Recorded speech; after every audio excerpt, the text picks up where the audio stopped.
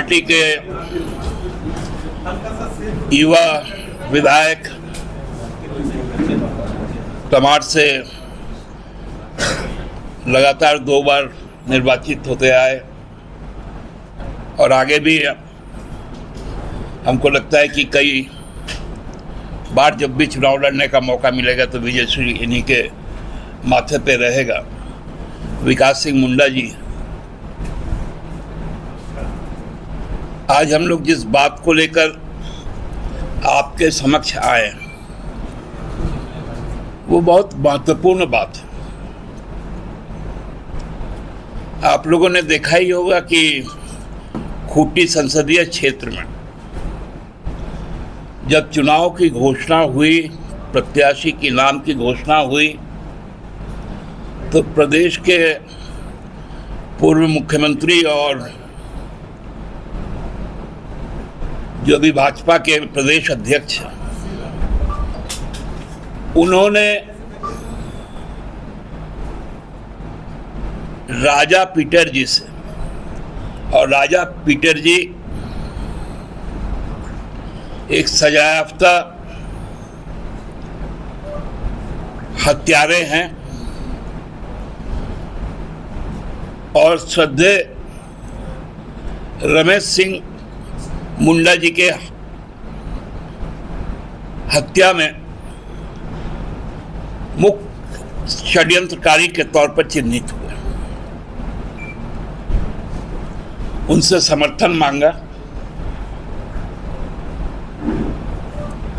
और राजा पीटर जी ने उनका भी समर्थन कर दिया।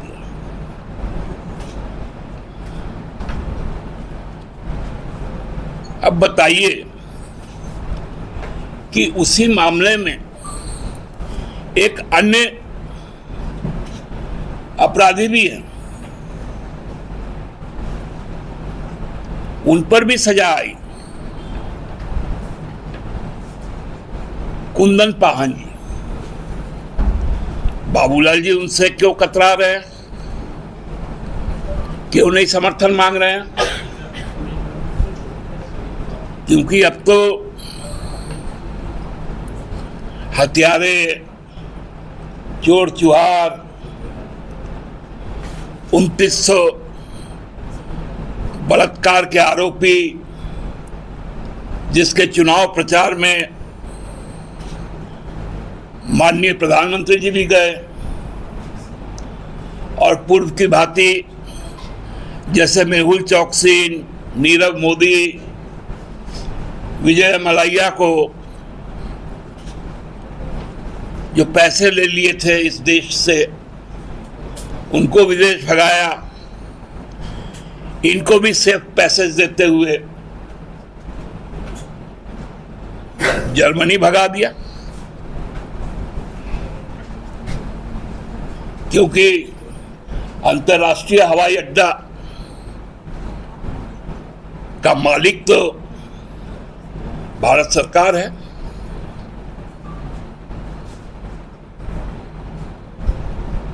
उनको वीजा जर्मनी से मिला,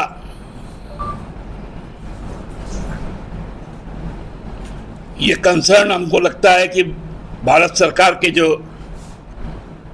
विदेश मंत्रालय है उसको भी है, बिना उसके कंसर्न का तो नहीं मिला होगा।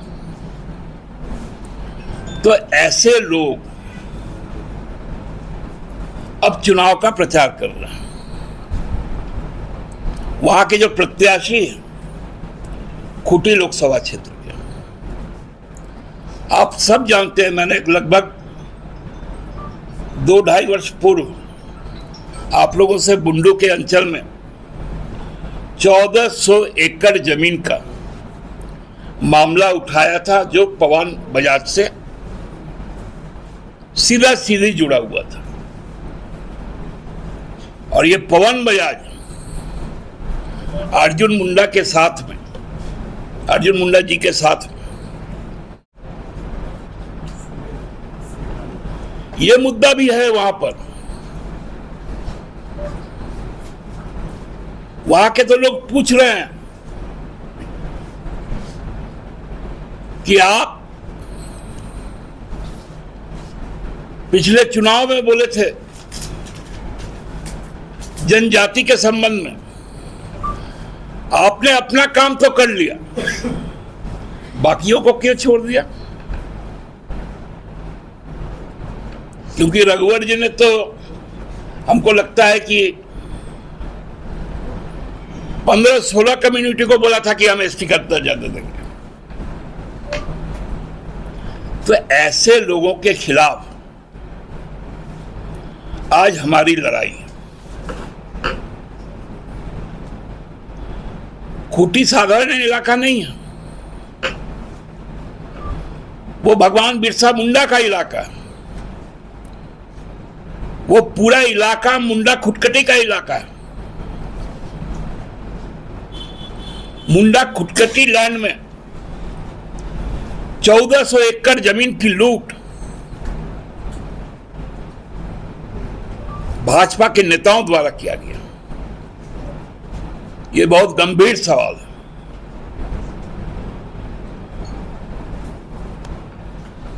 और ये सवाल विकास मुंडा जी ने जब उठाया तो कोई जवाब नहीं आया। वहां मुंडा स्वाभिमान की लड़ाई है, झारखंड के आदिवासी की अस्मिता की लड़ाई है।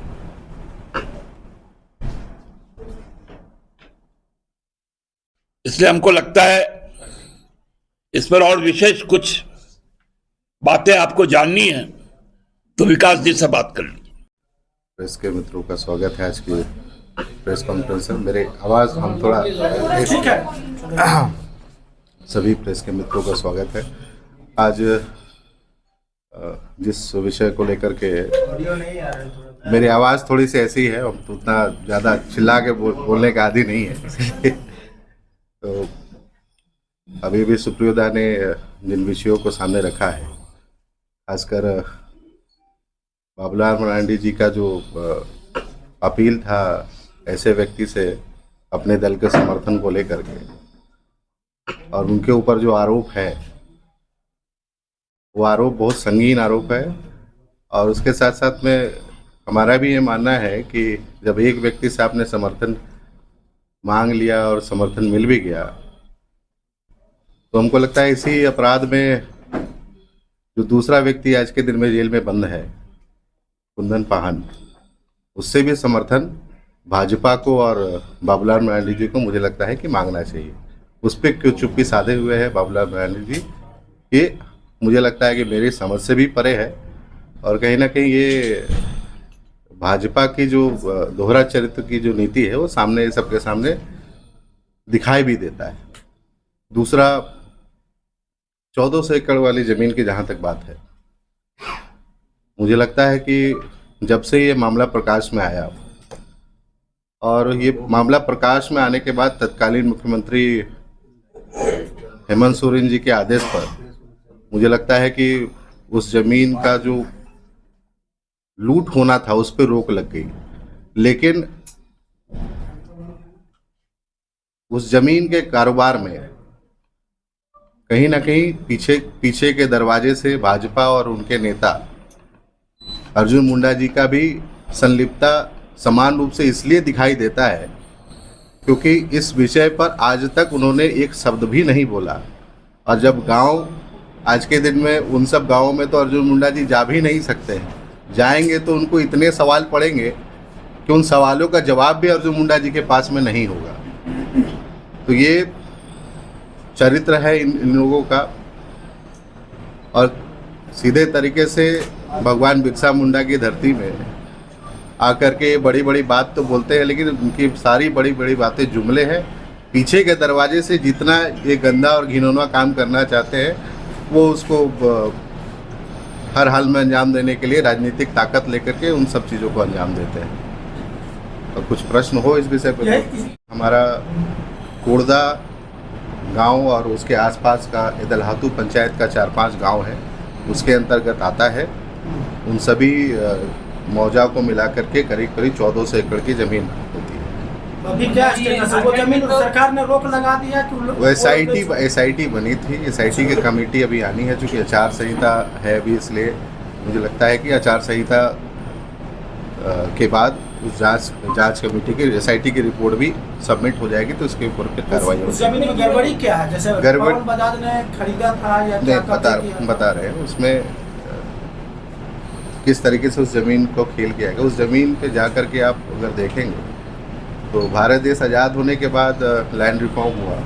लैंड रिफॉर्म में जितने भी ज़मींदार थे उनकी ज़मींदारी तो ख़त्म हो गई, और जो रैयत थे उनको मूल रैयत मान करके उस सभी को ज़मीन, भारत सरकार ने जो लैंड रिफॉर्म किया तो उसके अंतर्गत सभी को ज़मीन मिल गई।